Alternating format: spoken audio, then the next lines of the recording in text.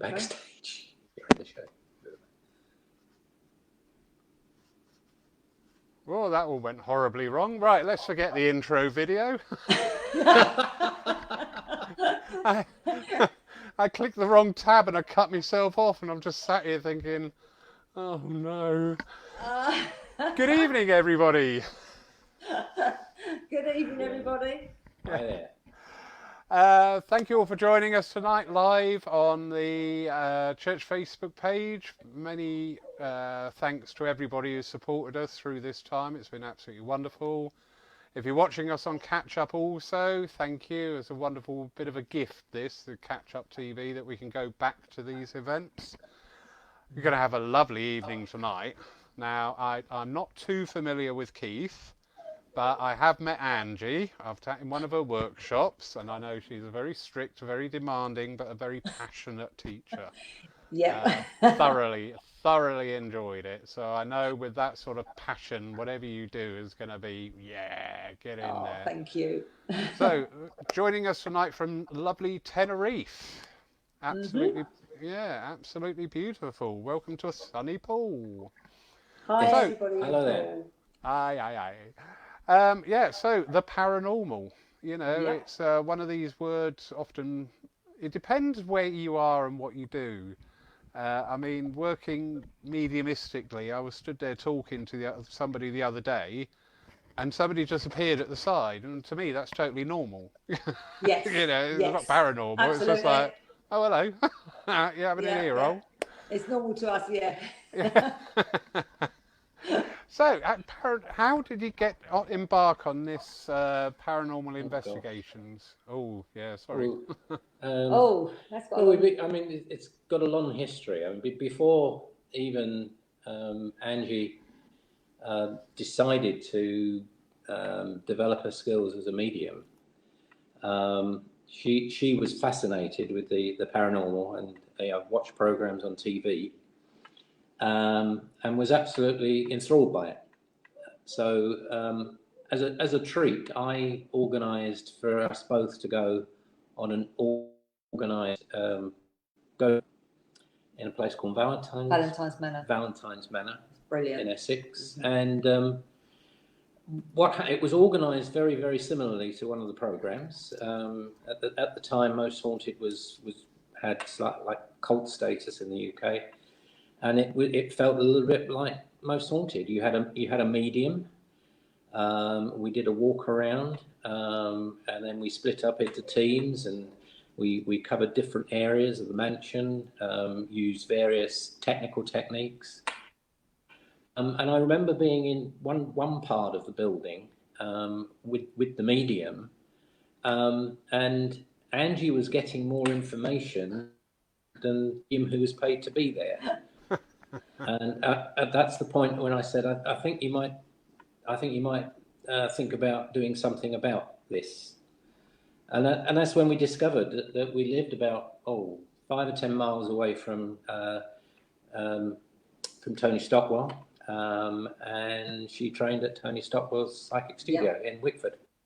And the rest is history. We've been operating professionally in the paranormal field for 11 years. It was 2009. 11 years. We'd done a few private sessions, but we came into it professionally in 2009, and since then, I decided to join Angie. My first degree is applied physics, so I am a scientist by background, but then moved into the field of human resources and qualified in a branch of psychology called neurolinguistic programming. And I then undertook a diploma in parapsychology, tutored by Dr. Kieran O'Keefe, who was the parapsychologist on Most Haunted. And we've worked together ever since in this field, and we continue to do so. Yeah. So that's the story, really. Yeah, that's about it, really, isn't it? I mean, for me, to be able to work on paranormal investigations, I mean, I realised from that very, very first time that I worked, I was just so at home with this. But also, what really stood out to me is because have to say it, you know, there was many programs on TV that was turning spirit into something really scary, really awful, and you need to go around screaming all the time, and that's not how it's done. And I wanted to show people that's not how to communicate with spirit, you know, because that's not showing them respect. So my big passion from day one was always to go in there and work with spirit with respect, hear their story. What is it they've got to tell us, you know, because so often once they start working with us, they can give us so much information, and that can be healing for those that are witness to this, but also for spirit themselves. And that was really important for me. So that was always the passion from day one, I suppose, wasn't it? Yeah. Yeah. I think the programs on the media, paranormal has become synonymous with hauntings, if you like, but the paranormal is the science of the paranormal is far wider than that. Anything that can't be explained by conventional science gets labelled paranormal. So so mediumship is paranormal, telekinesis is paranormal, psychic is paranormal, telepathy is paranormal, near-death experience, past life regression. These are all paranormal phenomena, purely because they cannot be explained by accepted science. So that as a parapsychologist, I operated in a studied in a very wide field. Yeah. And I wrote a thesis on the work of Dr. Ian Stevenson, who's a lecturing psychiatrist, spent half his career in psychiatry and half his career researching past life regression, i.e. people who can recall a past life. Wrote about 8 books, about 50 scientific papers, was poo-hooed by the traditional scientists, and it was only after his death in 2012, might have been 7, there was so much, because his work wasn't conducted in the laboratory, it didn't have relevance. It was all field work, and it was only after his death the scientists started to say, there's such a volume of this work, there's got to be something in it. And the branch of it's atomic science that is actually carrying on that work right now. So there you go. That's kind of potted history of us. Lovely, thank you very much. That is lovely to hear. So many salient points in there I want to pick up on and just revisit. You mentioned, Angie, yourself about the healing aspect. Yeah. Now, this is something that's become very evident in my mediumship, certainly within the last 18 months, that we are working equally for the sitter, but also for the spirit, because we may be that only chance for them to tell their story. It is, and for me, when we're doing paranormal investigations, for me that is so important. We can never lose sight of that, because by hearing their story, particularly if we're in, we used to be regular investigators in a 17th century jail in Ireland, Wicklow Jail. Anyone that comes through there, they came through with a history, and a lot of people were innocent, but still got sentenced and things like this, and possibly died there. When they first come through, there's almost like this either sorrow or there's this anger, and that actually needs to be heard out by us, so that we can start to work with them, that they can start to learn to trust that we care and respect and want to hear it, whichever way they want to put it across. So there's healing going on for that spirit. There's healing going on if you're in a reading for the recipient and the spirit, but there's healing going on for us as well, because to be part of that is a privilege so high in my eyes. It's just wonderful to be part of that, and a huge privilege. Whilst we worked in Ireland in that jail, our public events were known as Hear Their Story. That's how we titled it. Brilliant. Yeah, it is. I fully get what you mean about the privilege part, because when you do work as a medium, when it's all there, it all fits. It's exactly what's needed, and you haven't messed it up. That's right. You haven't seen a fish and said a carp or something like that. You Yeah, just said what it is. exactly, Lawrence. Yeah. Exactly. Yeah. And it would just work, and you just go, oh, thank you. I'm always grateful. I just go, oh, thank you. That was so wonderful. Yeah, I'm exactly the same, and I'm always in awe of what Spirit are capable of doing or showing us. I'm always in awe of that. It's amazing to me. Well, their work currently in this stage of the Earth's development has been outstanding.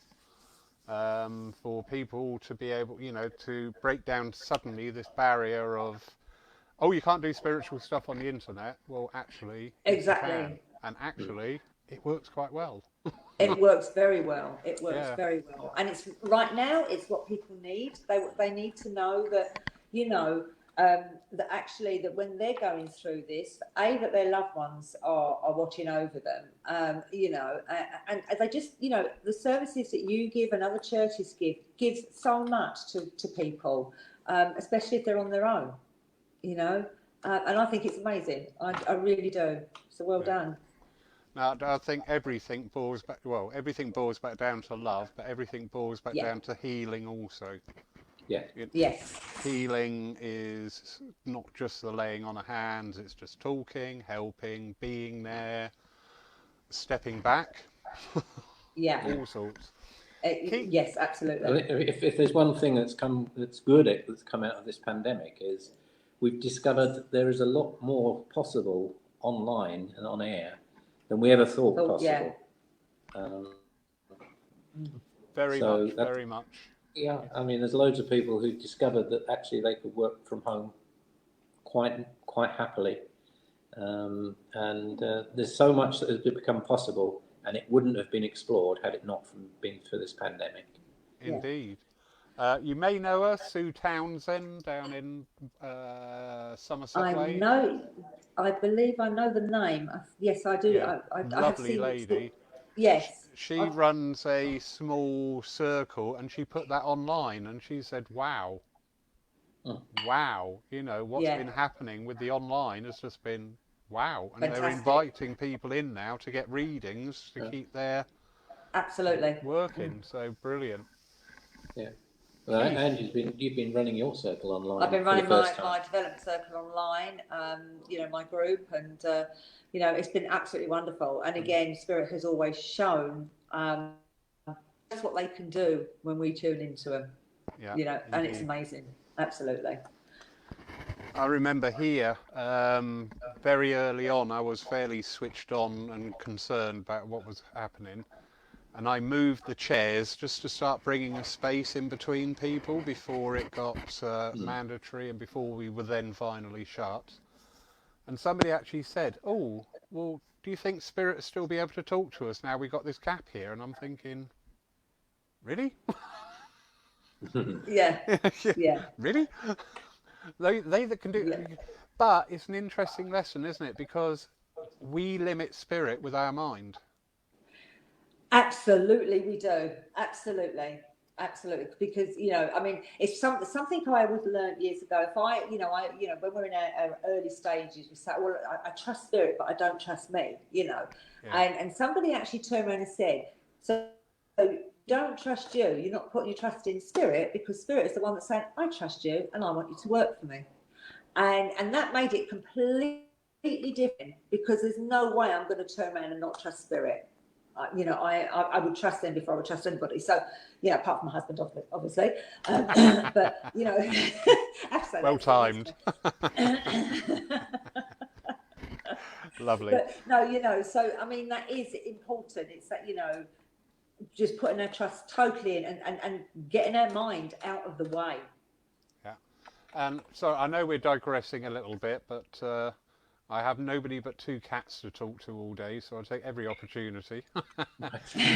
Keith, you touched on a point there, very interesting, about from your point of view, being a scientific-based mind and approaching spiritual. We're seeing more and more of that gently coming in, and it's fascinating. It is fascinating how this is just gradual. We seem to, right at the beginning of modern spiritualism, we had a lot of very well-educated people who were involved with the spiritualist movement. That seemed to sort of like fall away. I'm not saying everybody's thick, by the way, before anybody says that. But, you know, that seemed to fall away. But now it just seems to be coming back up again. That Yeah. spiritualism, physical mediumship, healing, all the historic fields are actually being given attention by science, which is Well, I do think the media has played a part in that. All of the paranormal programs has brought a technical aspect to it, and you know, very often the scientists are there to debunk what's going on, and you know, that's something that I do. It leads to some very interesting conversations between Angie and I sometimes. But you know, as a scientist, I have to make sense of what's going on. I mean, I do operate as a psychic, and Angie's on many occasions said, why don't you come and train to be a medium? And I just say, no, one in the family is enough, really. Yeah. But I have to keep one foot very firmly in the kind of scientific world. And the way I make sense of all of this is, if we go back to Einstein, his theory of relativity, and E equals mc squared. Basically, the underlying assumption is that energy cannot be destroyed. Energy can never be destroyed. All it does is it transforms to a different form. So if you kind of extend that into this field, and you kind of think, okay, so as a human being, we are one massive bundle of energy, and therefore when we pass, if that theory holds, then that energy has to transform into some other form of energy. Yeah. Which kind of suggests that there is something beyond, our life here on Earth. Now, the only thing is, we can sense this energy, but what we're trying to do, it's a kind of a blunt instrument, really. What we're trying to do is measure this energy using instrumentation that we use to measure energy like heat, light, sound, electricity. We can measure all of that stuff easily. We've got all the equipment to use. But I think there's another form of energy which we can sense, but we just don't have the technology to actually measure how that energy works. So we take the sort of, we try and see if, so for instance, if electricity goes through an electric cable, it generates a magnetic field around the cable. It's a circular field, and you can detect that using an EMF meter. So we kind of think, okay, so if the spirit is an energy form, which we believe it is, maybe that in moving, that force, that energy will create a similar magnetic field. So we try to measure it that way. It could well be that we're barking up a wrong tree, that we just haven't got the technology to be able to measure the energy we sense. And I can sense energy psychically. I can go into a building. It's kind of handy to have that sort of skill. I can go into a building, sense what's happened in that building, which gives me a good understanding of where I might put the equipment and where we might start measuring from. And then of course, we've got Angie, who can actually go a lot further than I can, and give me more clues as to where we should be operating. I really feel now, we're all coming into a place now within spiritualism where science and science and spiritualism are marrying up at last. A lot of scientists are now saying, okay, so not everything fits in the box. I want to know more about that. And there's more and more tests that are being done that way. And many, as we know through history, Lawrence, many scientists set out to disprove spiritualism and spirit and life hereafter. And yet they became very, very strong leaders within the spiritualism movement because of what they found out, And I think, thanks to the pioneers of yesteryear and now, you know, the work that's being done now between scientists and between mediums and spiritualists, there's so much more now, and they're actually starting to marry up finally. I think we've still got a long way to go, but we're getting there. And we actually did have one night we were doing an investigation. It was for the public, so there was a scientist that come along with his partner, and I'll never forget this. And he, as he walked in the door, he said, "Look," he said, "I'm here for her." He said, "I don't believe any of this." He said, "I'm just here to keep her quiet." So we said, "Look, you know, okay, you know, I'm not here asking you to change your mind. Just be open to experiences." And it's almost like spirit knew, and they picked on this guy all night. And all you kept hearing out of him, "Well, I can't answer that one. I don't know what happened there." And, you know, really freaking. And at the end of it, he came up to us and said, "Can I be on your team?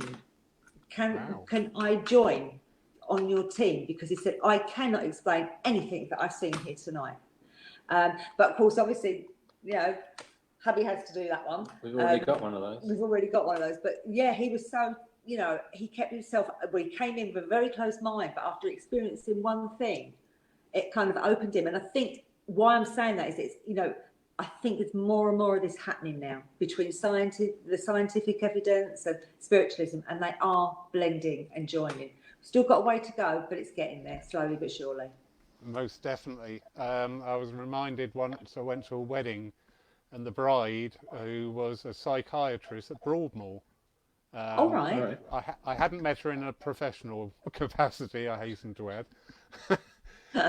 So a lot of the guests there were fully qualified psychiatrists, and one came out and he was chatting away to me, and he said, "What do you do?" And I said, "I'm a medium." And do you know what? I never say that.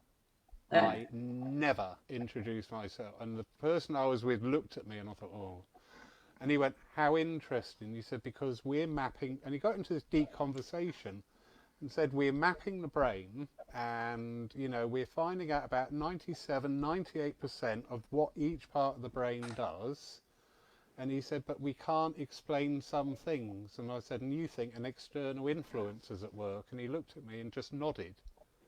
And I thought, how interesting is that, you know, that even in fields like that is being applied as part of the cure.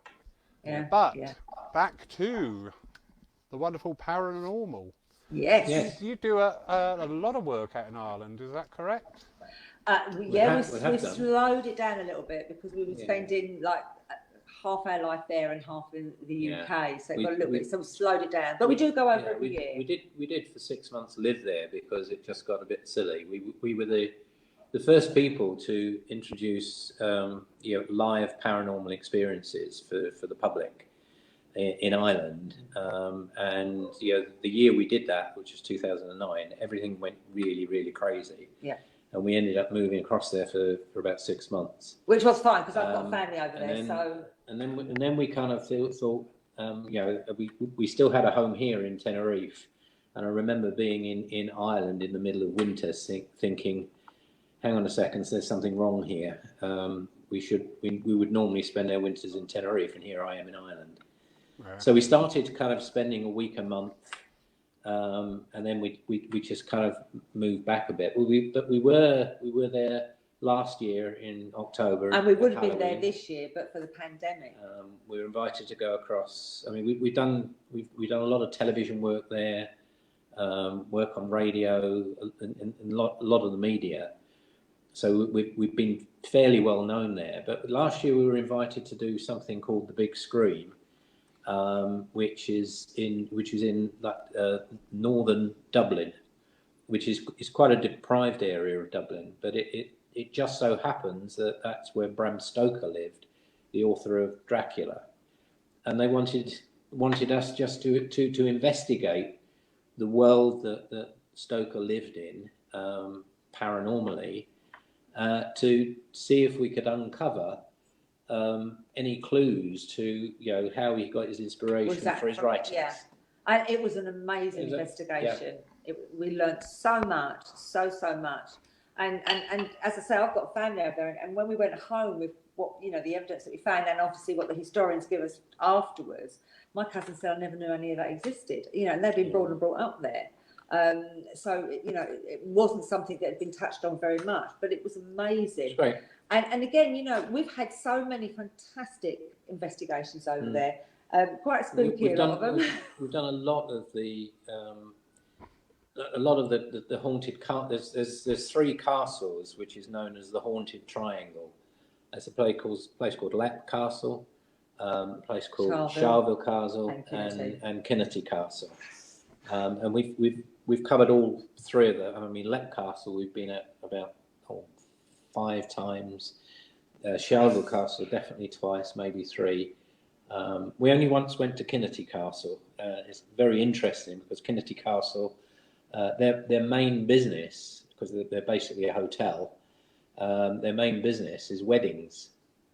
And they once agreed to take part in a paranormal series in Ireland, which wasn't a particularly serious series. It wasn't something that we were... If anything, it was trying to take the mickey out of it. At one point, I think we got asked to be involved in it, and we decided not. But what happened was they lost a lot of their business because a lot of people kind of said, we don't actually want to get married in a haunted castle. So we have to be very careful where we work because, people have got livings to make. And being part of, if we're invited in, we've got to be very discreet about the work we do. But no, I mean, we've had some fabulous investigations over there. They were all brilliant.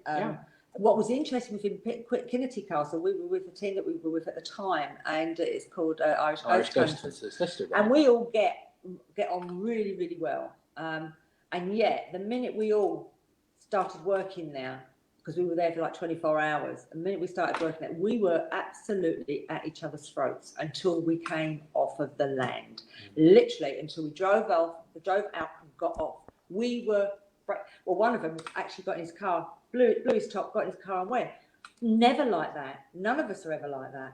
And yet we were perfectly fine as soon as we left. So, we had that experience. We've had some really good experiences, actually. We were invited to go to Connolly Station in central Dublin. So this is a train station. And there'd been activity there. So we, as part of Irish Ghost Hunters at the time, were invited to go there overnight. We had press with us, radio with us. We had to wait until the last train went, which is midnight, and we had to be all gone by 5 o'clock in the morning when the first train left. And it was great. It was quite amazing. It's a very privileged place to be. We explored a lot of the underground tunnels underneath the station.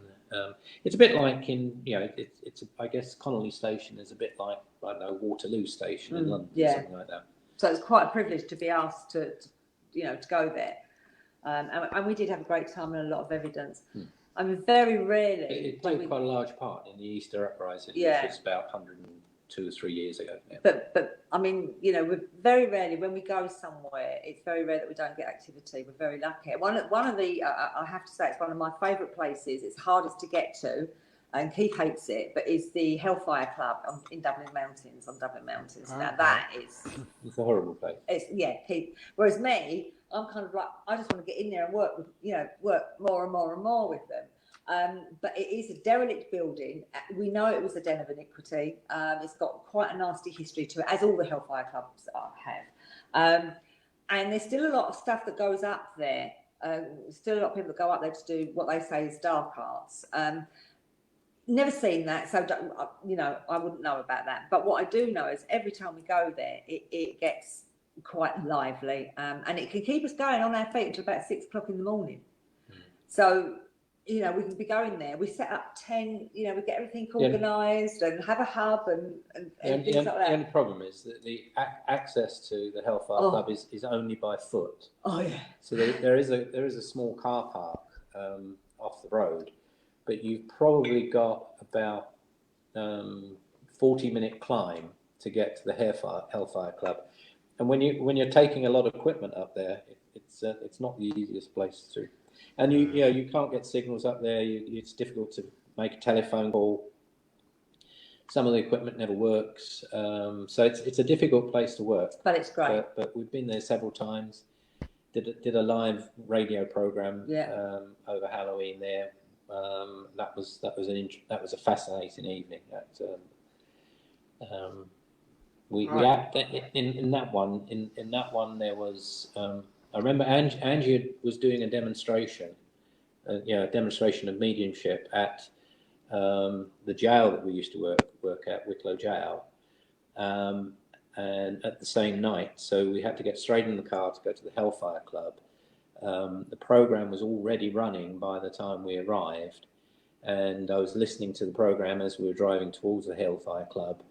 And what had happened is that they'd set up a temporary radio station inside the building on the first floor, and it's got the remnants of a fireplace there, and a half-rotten carcass of an animal fell out of the chimney live on air.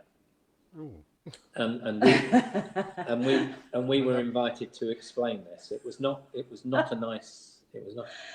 You do have to be on your toes when you're up there. I have to say. They actually the program was due to be 3 hours long, but they had to close it down. They closed it down after 2 hours. Once we arrived, all hell had let loose because of this carcass, which presumably is, some people were up there doing something they shouldn't have been doing, and that they left the carcass there, and it just so happened that it fell out of the chimney live on air. So when we arrived, which was a bit spooky actually. When we arrived as a team with our equipment, we started doing what we normally do, and the producer afterwards said, "I'm so thankful that you were here, because you actually brought, our program had gone completely off course, and you brought it back on course." And he kind of said, would you come and work with us on every Halloween program we do from here on in, because you actually keep us on course. But one of the things I'd like to say is just that, we've done some fabulous castles, we've done some really brilliant places in Tenerife. We've had a lovely time. In Ireland, in England, we've had a fabulous time with all that. But we also, it's not always castles, it's people's homes as well. We do, people that have activity going on. And it's not about going in and getting rid of what's going on there. It's actually about going in, seeing what's happening, actually seeing if that is happening, check, because obviously we need to experience that for ourselves. But seeing how it's affecting the family, and actually working with the families on a psychological level as well. To kind of, because obviously if they are having activity, there's a reason. So it's about getting to the bottom of the reason. But also working with the family as well, because families can live in fear of stuff like this happening, and where does it go from there? So a lot of our work as well has been in people's homes. We've done many in people's homes. And prior to developing as a medium, Angie was a qualified psychotherapist. I'm a coach, qualified through to professional level through the International Coach Federation. So we both have a background in psychology, which there's so much of what we do is actually a lot to do with psychology, and perhaps a lot less to do with paranormal. Yeah, because it's about, you see these films, Ghostbusters, and how it's, they got rid of blah, blah, blah, but that's not what it's like. It's about working with, why is there this activity? What is going on there? Can it be worked with? How's it affecting the family? Can the family actually, are they prepared to actually work with that? Where do we take that? And we don't only see them once. We do check in and say, right, okay, how's things going? So stuff picks up. And about looking at why it might be happening. It could be that they've been like playing with the foundations of the building.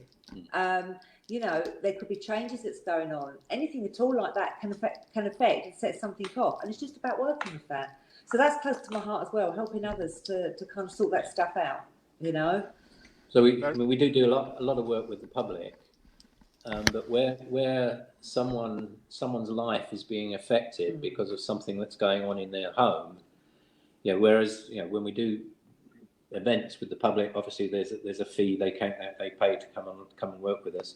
But anything where someone is being disadvantaged in their home as a result of something that's happening in their home, then everything we do is all completely complementary, because we're helping them out. Yeah. And often it will lead to not just one visit, but several visits. And it's actually led to some good friendships as well. You know, it's actually led to some good friendships.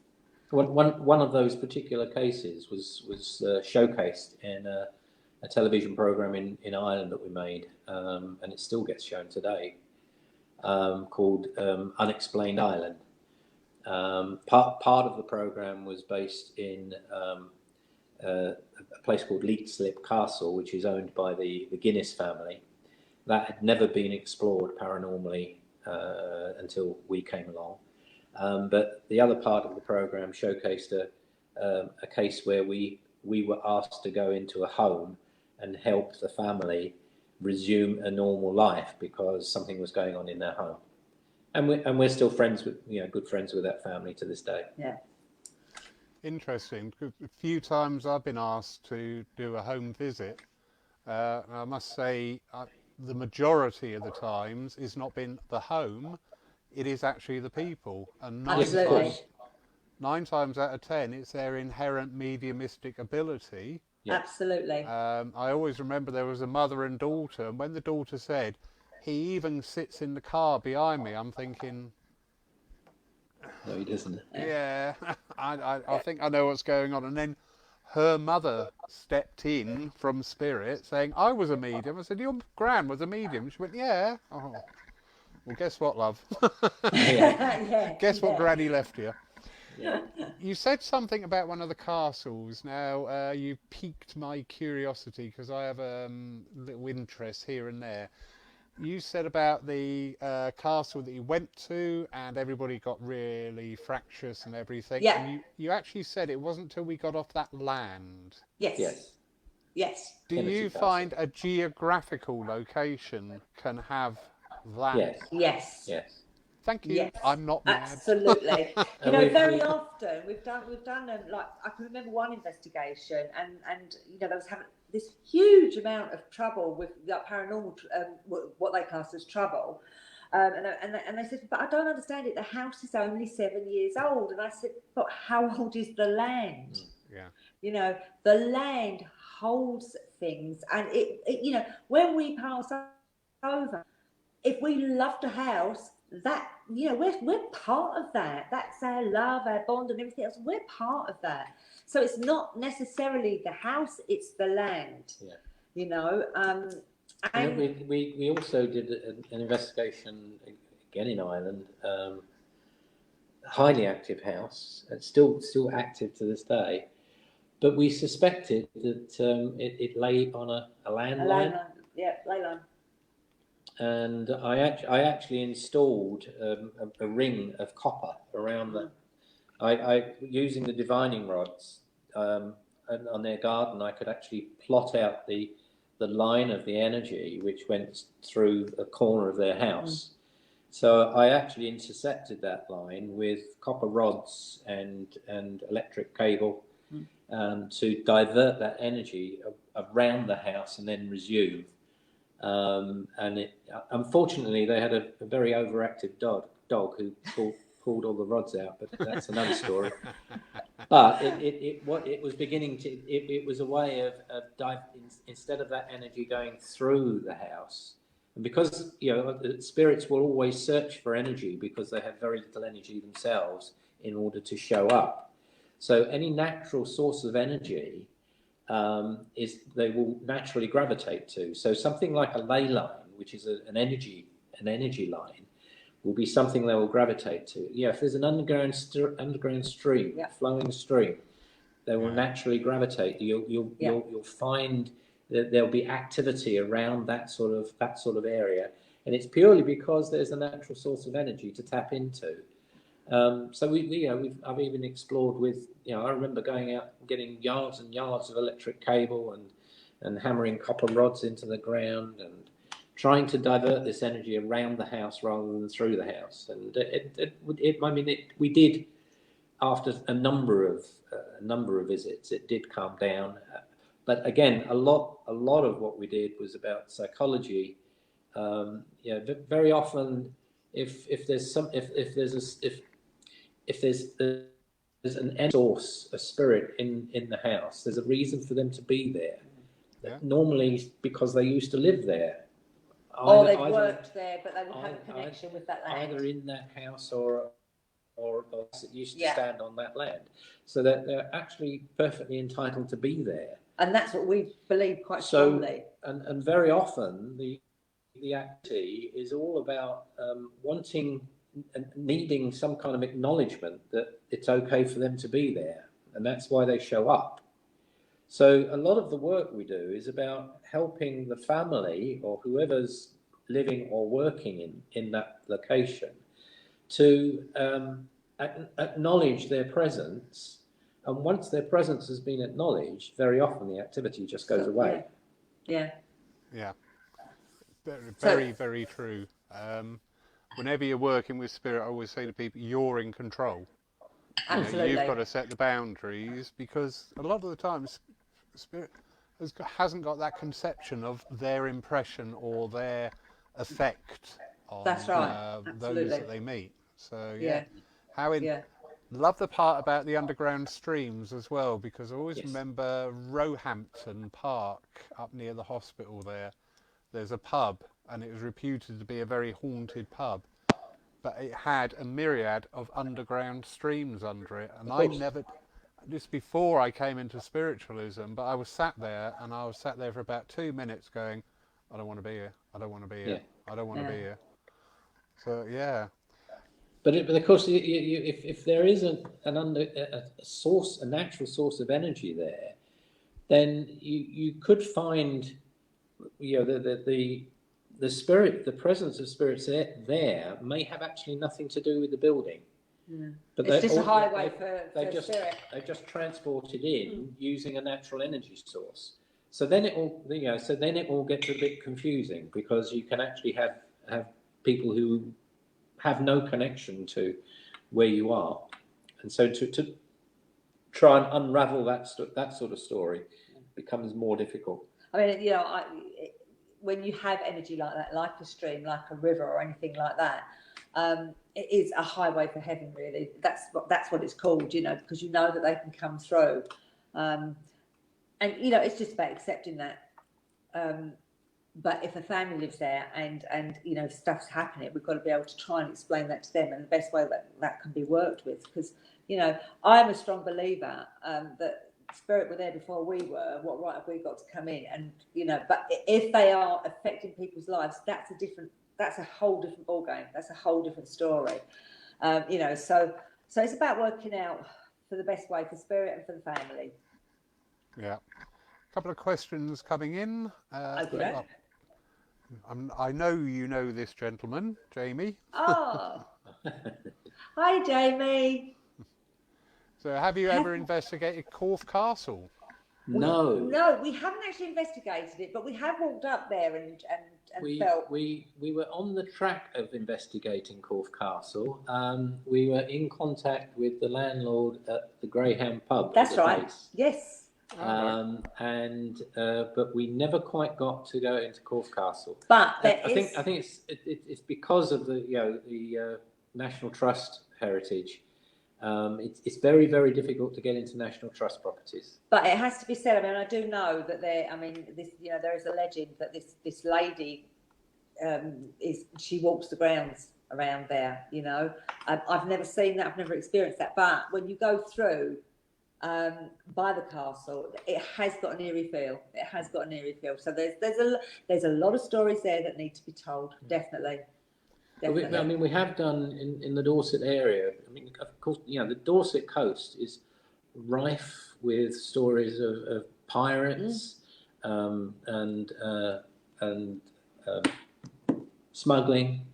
So we've done a lot in Portland, Weymouth, Wareham. Less so Poole. We haven't managed to get into any locations in Poole. So if you know of any, Lawrence, tell us. But there is so much material to work with. Going into pubs, very often you'll go into an old coaching inn, and I just get the sense of some skullduggery going on in the building. And it's just fascinating to explore that in some of those locations. Because going back to Corf, one of the local legends, as you're approaching Corf at the base of the mound, there have been quite a few sightings of a troop of Roman centurions. Oh, Right. wow. And you I mean, said, it's definitely got the eerie feeling there, but I've Yeah. never stood there and investigated it. Maybe it's something we should do. Definitely. would there, So would, Roman would there be- centurions, oh, sorry, Karen. and yet it's it's a Roman centurions, and yet it's a Norman castle. Interesting. Yeah. Yeah. Would there be this ability to sort of like leave a footprint somewhere? I mean, a spiritual footprint.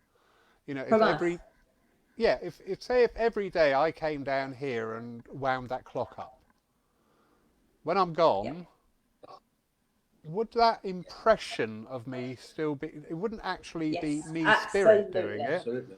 It would be the Yeah, you would have impression that left- I've left. Yes, you will have left your impression not only within the building or the land, but also with the clock.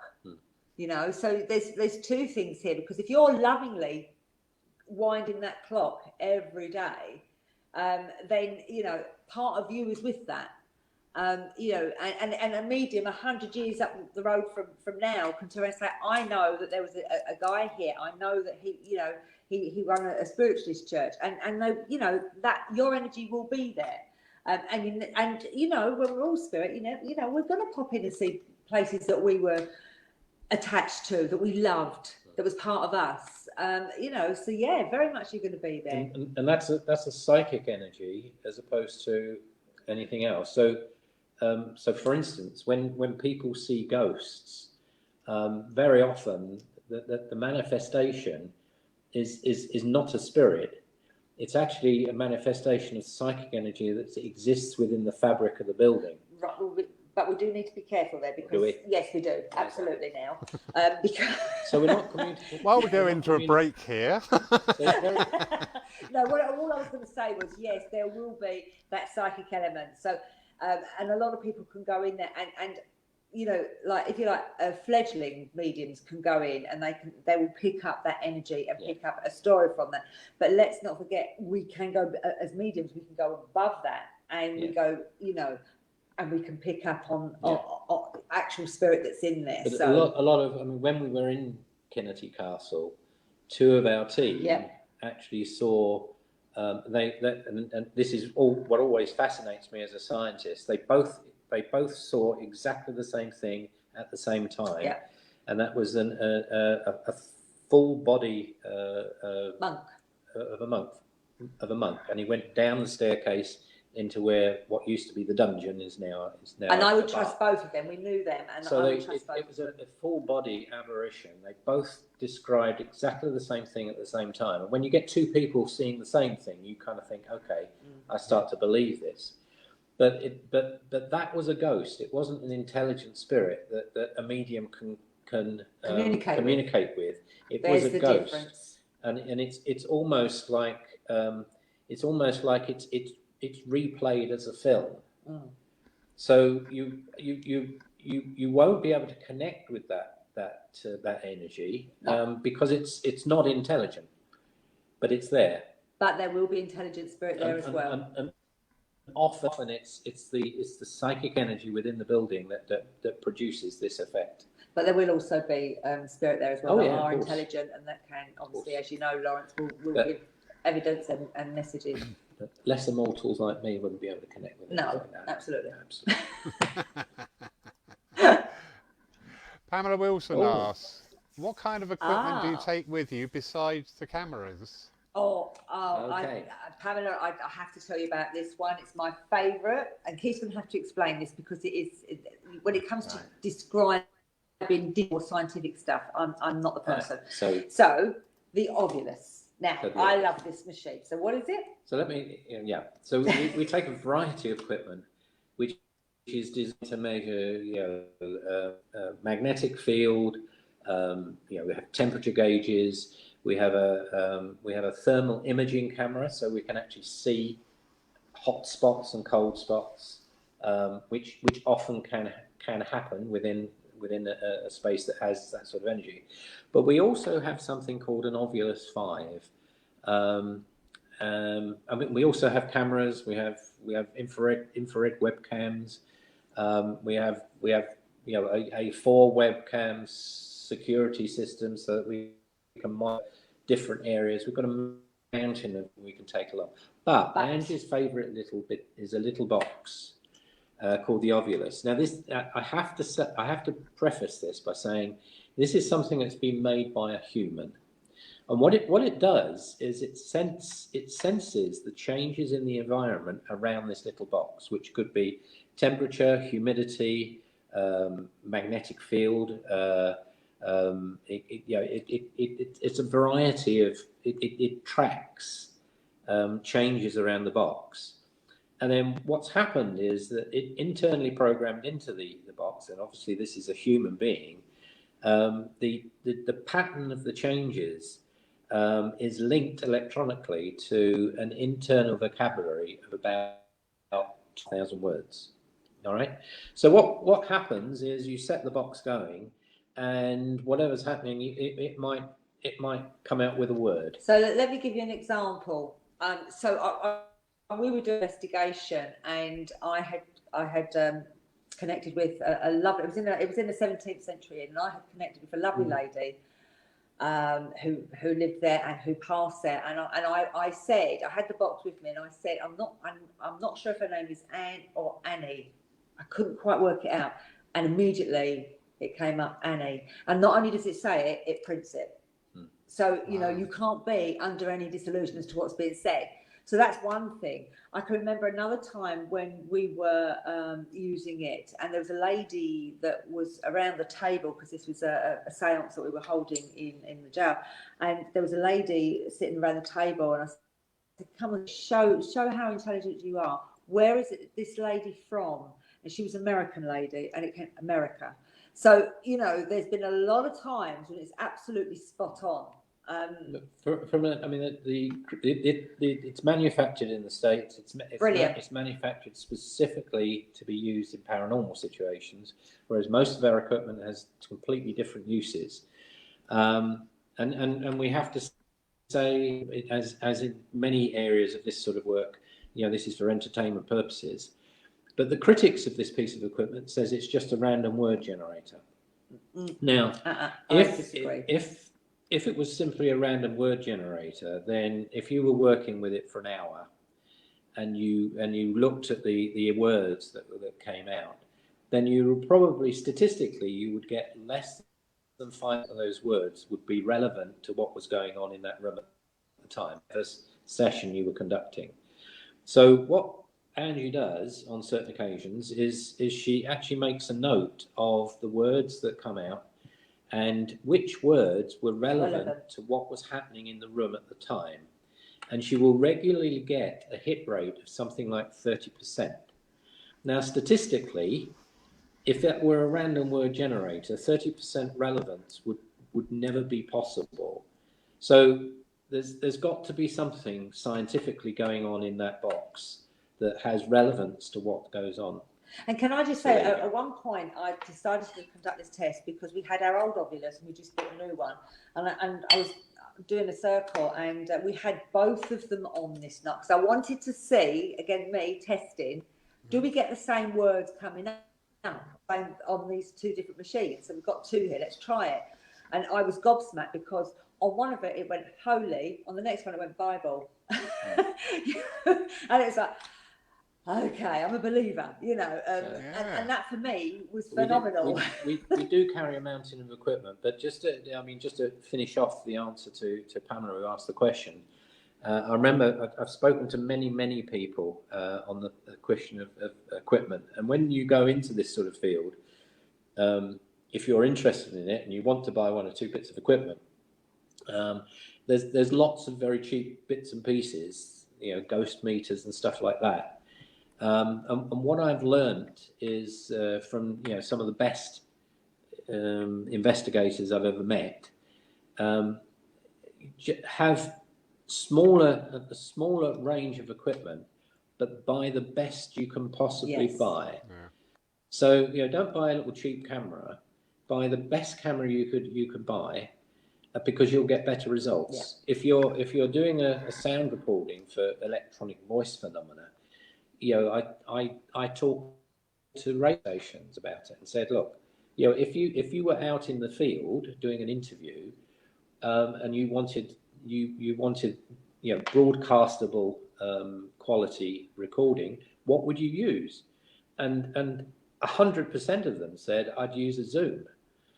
There's you have a Zoom 1, a Zoom 2, and these we've got both, a Zoom 1 and a Zoom 2.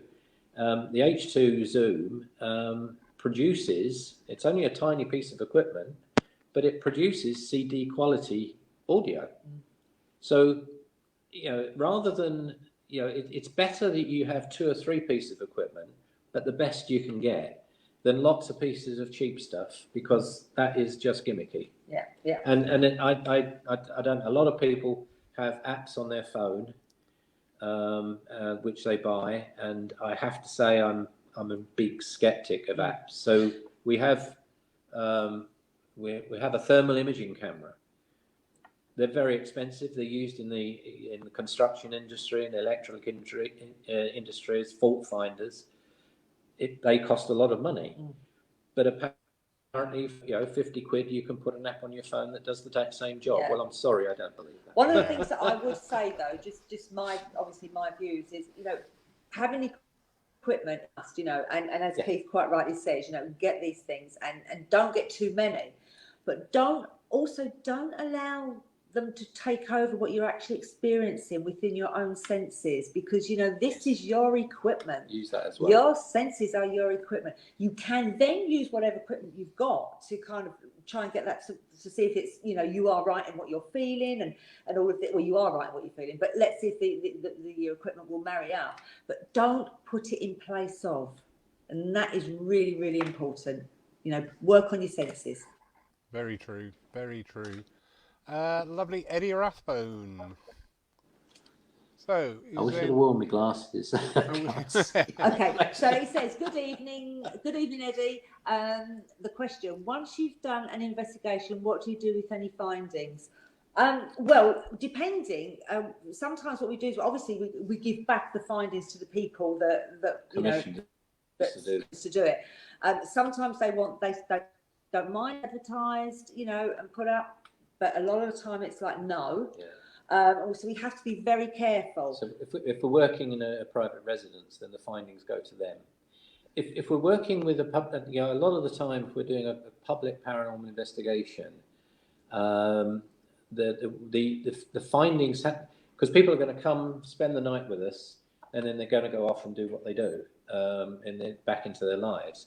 So the findings are live for the night, but we don't have like night after night after night and after night of data. Yeah. So we try to do things that will give immediate feedback to people. Yeah.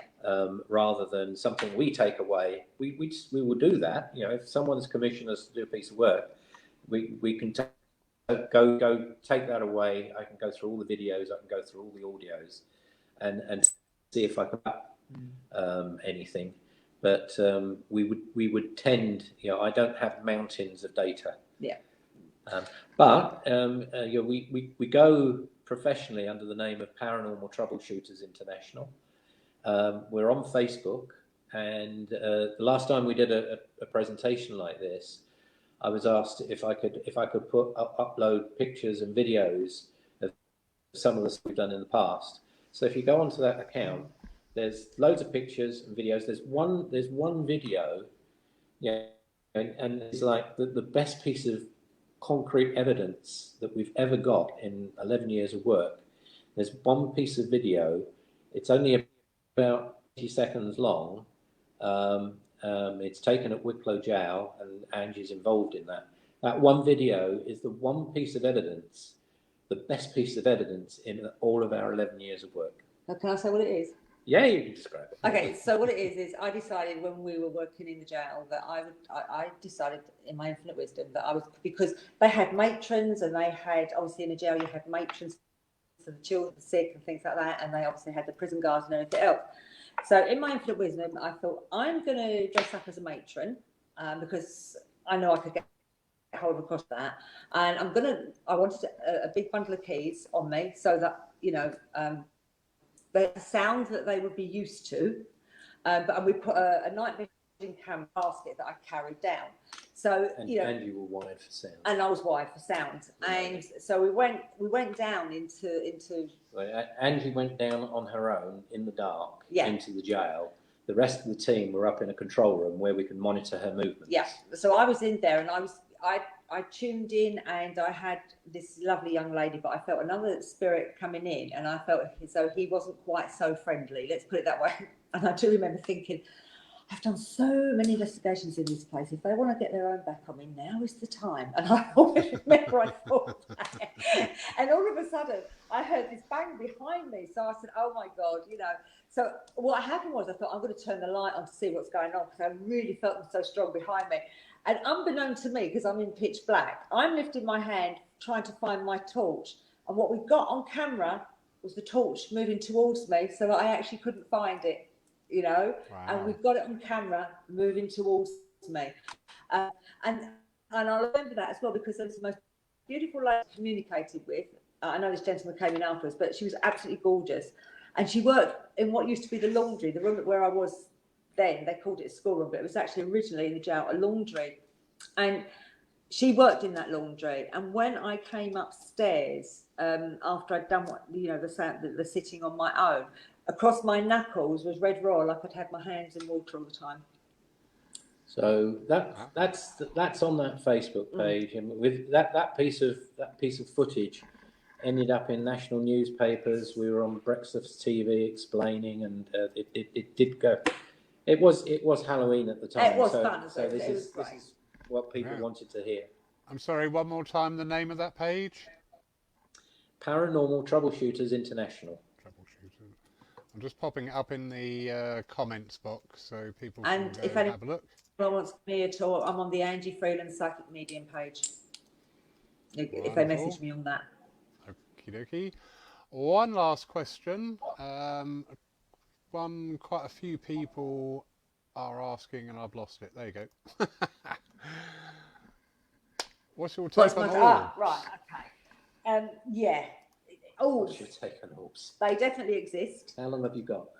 Oh, right. They definitely exist, but we have to be very grounded with orbs, and we have to be, you know, prepared to accept that we do get a lot of dust, and we have done a lot of tests around this as well, haven't we? This has not just come from nowhere.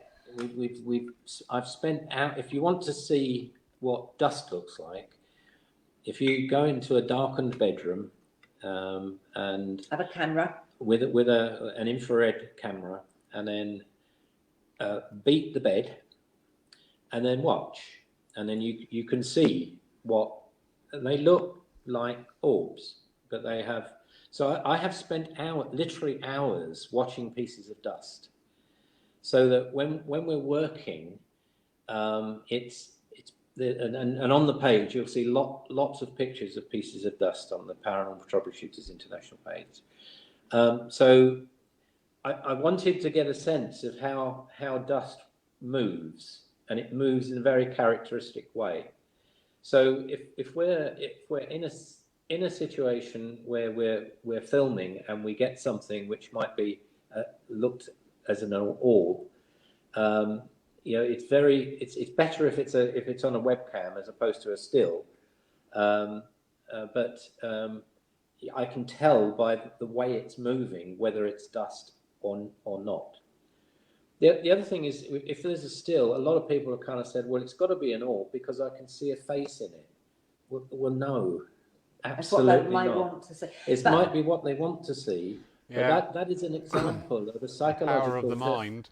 Yes. Yeah, well, it's called pareidoia.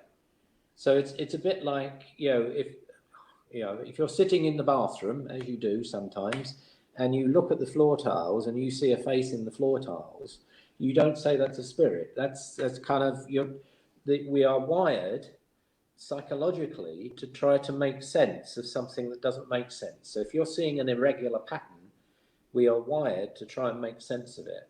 And that's what happens when you see an orb, in inverted commas, that's got a face in it. It's more likely to piece of dust. Bearing in mind, paranormal, to actually record paranormal phenomena is incredibly difficult. It takes a lot of energy for these phenomena to show up, so they're very, very rare. And 9 times out of 10, there's never a camera or a webcam pointing direction at that time. So most of what you see that you might interpret as an orb is actually dust. But we have had some beautiful. But we have had some orbs as well. So yes, we do know that they are there. They do exist. It's important not to be carried away by seeing so many, because it's exciting when you get evidence. It's really exciting, but it has to be the right, it has to be correct. It has to be the right thing. So anyone that, for me, I would say that's going to be doing ghost hunts and if you want the right evidence, make sure that you sit with it, you study it, you feel it, don't just jump because it's exciting, because you've got to get it right. Yeah. For their sake as well as for spirit. Don't spend hours watching dust in a camera, and then you'll be able to tell how to spot something that's not dust. My 2 experiences were orbs were like the polar opposites. One, somebody had filmed his mother, her sister, and everybody at a wedding, and when they were looking at it again on the camera, going, look, there's like a mist surrounding them. Everybody, oh, do you reckon that's her mother? Oh yeah, I can see a face in there. It does look like their mother. That's exactly right. Yeah. And I'm sat there thinking, he had a fag in his hand when he held that camera. Oh, good grief. There's again on the Paranormal Troubleshooters International page. There are 2 pictures I took at a place called Duckett's Grove in Ireland of ectoplasm. And I'm talking about ectoplasm in the more general sense of the word, as opposed to something coming out of a medium's mouth or ears or whatever. And that's one piece of advice. If you're taking a picture and something shows up, immediately an identical picture, because if it is paranormal, then it won't appear in 2 pictures. It doesn't, like a piece. A myth will appear in every picture you take. If it's a paranormal phenomenon, it will be there, and the next time you take a picture, it won't be there. Yeah. And we have a good friend of ours is a professional photographer. And we get sent loads of photographs saying, what do you think this is? And a lot of the time I'll send the picture to a friend, and he can come back, because there's lots of perfectly logical phenomena to do with cameras that people interpret in a paranormal way. Yeah. And very often you find if people are taking pictures, they're now on cameras on their phone. Phone cameras aren't, if you're doing something, working in the paranormal field, and you're in a dark place, you need a camera that can operate either down to about 3 lux, or preferably with an infrared source so you can see what's going on.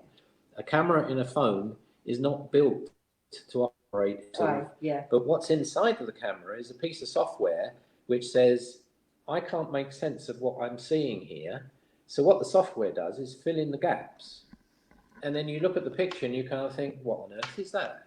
But it's the camera trying to make sense of having received insufficient information to form a good picture, and that very often that's what happens. How interesting. Do you know what I thoroughly enjoyed this evening? Absolutely. No, really, really, truly. I really have. I'm well into that. So I want to ask you about a million more things. I hope I haven't poured a load of cold water on a lot of people's aspirations. Do you know what? No, you haven't. And I'll back anybody up 100%. When people speak with integrity, knowledge and experience, if somebody doesn't like it, then... we don't all have to like what we hear. It's just how we react to it is our responsibility. Absolutely. But that was fascinating. I know lots of people enjoyed it. Got quite a lot of stiff competition on the airways tonight. But I know people will watch this on the catch up, and there's some fascinating insights there to go back to, and really good understanding. The orbit are brilliant. The geographical location, yeah, I brought that up because I go to different places a lot. I love travelling around, and I notice the places where I go, where I really feel, oh, I belong here, I love this, are all on a very hard granite strata. And I thought, All right. Interesting. I wonder Yeah. why that is. Yeah. You know, and I go to other places and go, no. Oh, I'll tell you what we'll have to do, Lawrence. If we get when we come back to England, if we get an investigation, I'll let you know, and you can join us. Oh yes, please. I mean, interestingly, you mentioned it. I mean, granite does emit, and various stones emit a very natural form of electromagnetic field. Yeah, and Spirit So- will use like the Earth's national grid. Exactly. Absolutely. Yeah. Absolutely. All right, there's 100 more questions now. Anyway, bless your hearts. I hope Thank you very your much. ankle gets better very Thank quickly. you. It will do. Yeah. For those of And you thank not you aware, for inviting us on. We've thoroughly enjoyed thoroughly it. enjoyed the evening. listen, I'm just blown away by the wonderful people that are just stepping in at this time, you know. We've had we had a lovely guy from California. We've got the Dr. Robert is back tomorrow night on his physical mediumship. Okay. Wonderful. And yourselves from Tenerife. It's just amazing. You know, I always say, so mindful of why we're here is not a reason to celebrate, but these advances have just been made. You know, it's like we've had to make a sea change for things. And Absolutely. Yeah. Well, I suppose you're off now to the patio, bottle of vino. Keith I- might, I- but I think I- I'm going to I have a might cup have- of tea and put my bad ankle up. It's been a bit warm now, so I probably, you didn't see 5 minutes before we went on air. I put this shirt on because it's so warm. It's been 34 degrees out there today. More importantly, it's been about 80% humidity. So if Yeah, my head was being glistening, there's a reason for it. We had a marvellous heat wave, marvellous, only Yes, you disrupted did. by. But now we're in flaming June. We woke up this morning, it was dark, then it rained, then it thundered, then it got sunny, then it rained again, and now it's sort of like, can't be bothered. Well, it's got to be better for by the time we get back to England in Yes, July. it's got to improve. Yeah, we'll just bring it with you, all right? Absolutely. Send out those psychic hooks and that high pressure. Come with me. Absolutely. I'll have a word. And make sure you all socially distance. We don't want to come back to a second wave. Yeah, please don't. I think we're in the same place for that one. I'm going to buy a shelter somewhere in the Purbex, I think, and sit it out for the next 2 years. God. Anyway, absolute joy having you. Brilliant. Thank you. Thank you. Pleasure to be here. You Thank take you. care. And you. Thank you, everybody, for watching And thank tonight. you, everybody, Yes, for viewing. thank you, everybody, for tuning in. Bye. Bye now. Bye.